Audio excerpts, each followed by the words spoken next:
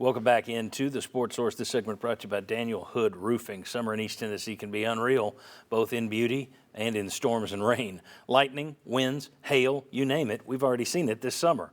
So if you're in need of a new roof as a result of all that, call Daniel Hood Roofing. Get a free inspection.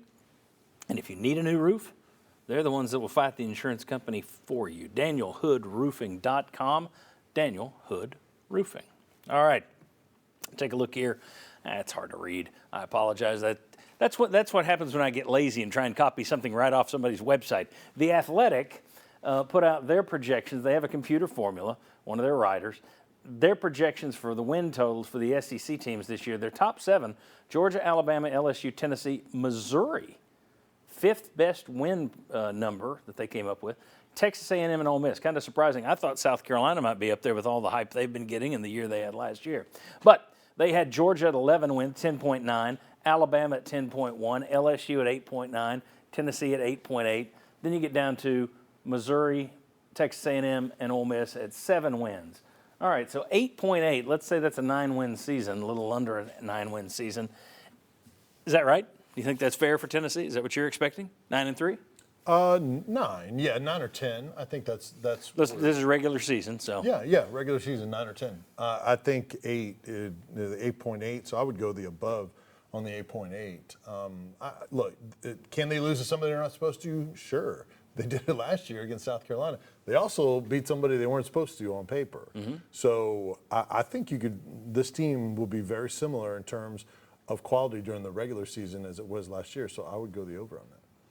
I think they'll take a little bit step. If I were voting with our fan poll, which let's go ahead and get that in there, I think I'd be in the take a small step back category with 35% of you. But Vince is in there with the reach another New Year's Six bowl if you're talking 9 or 10. Yep. Ryan, 8.8 wins, 9 wins. Is that right for you? I think that's about right. When you're looking at what a computer's looking at, which is like partial wins, I mean, right, yeah, that probably adds up to about right because there's a small chance that a team like South Carolina or Kentucky snaps up and gets them. You know, I'm a little surprised we didn't hear a little more love for Spencer Rattler. I've talked to some people who think he could have a great year and be a first-round draft pick. If he's that good, they're a risk to beat Tennessee this year. He had a good last month. Yeah, so if he builds on that, that's a scary game. Kentucky just got a transfer quarterback that can make them more competitive. So, yeah, Missouri, as you mentioned, that there are some people that think they win 7 or 8 games this year. There are enough games on the schedule. Tennessee could trip up and lose one that they're not supposed to. So 8.8 wins sounds about right to me. I would lean toward 9 probably, but yeah, it's in the ballpark. Yeah, okay. I'm 8 or 9. You're 9 or 10. I think I'm right at 9 right now. I think they. No, you have to split this. You have to either go 8 or 9 or 9 or 10. I would lean 9 or 10 if I had to pick one of them. That makes me the villain. That's good. I'm good with that. That's good. I'm in all black. That's my comfort zone. Yeah. The other columns projected the SEC title race in there, and that broke down. Tennessee was about 7%. Nobody else beneath them was over 1.5 or something. So you've got 4 teams that model, and Georgia's 50% favorite. Alabama's about 3/4, and then Tennessee and LSU are behind that. Again, yeah. I'm just surprised by the Alabama LSU thing, considering the hype I've been hearing for LSU. I would have put Alabama ahead of LSU, but nobody else seems to, except computer models and the SEC media who picked. Yeah, I think I've heard a lot on LSU too, and I thought, like we were talking about with the SEC, I thought the gap would be a little bit closer. I didn't think people would pick LSU, but I thought it would be closer.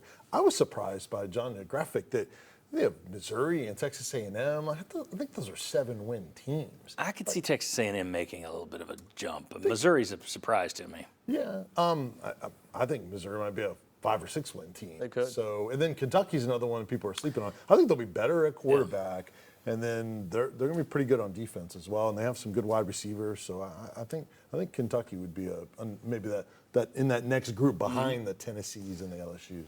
One group that was completely quiet at media days this week and isn't in that top 7 list is Florida. Man, they seem to be the afterthought of SEC media days, and for years I've been saying we rate them too high. You look at their recent past, it's not as great as we think. They had the incredible run under Urban Meyer. Since then, it's been not that great. Now I feel it's shifted too far in the other direction. Now I think people are sleeping on them like they're a joke. I don't think they're joke level. I'd put them in. I know they got question marks, but how different are they from Texas A&M, Kentucky, South Carolina? Any of those teams could step up and surprise me. Any of those teams could fall apart. I just put them all kind of get together. Here's the problem with Florida. For me, they might have the worst quarterback in the SEC on paper. That's a problem for a team that's down a little bit talent-wise across the board. I think Florida's got a chance to have a rough year, and they need it not to be, because next year they've got an even tougher schedule for year 3 for Billy Napier. So they need this to be a respectable year and not a disaster. Sleeping on Florida. There you go. Yep. All right. When we come back, if people are predicting win totals already, that means they're also predicting bowl games. The projections are in for Tennessee, and pretty much everybody's locked in on the same thing. We'll tell you what that is, and we'll see if we think you'll be happy about it. Come on back.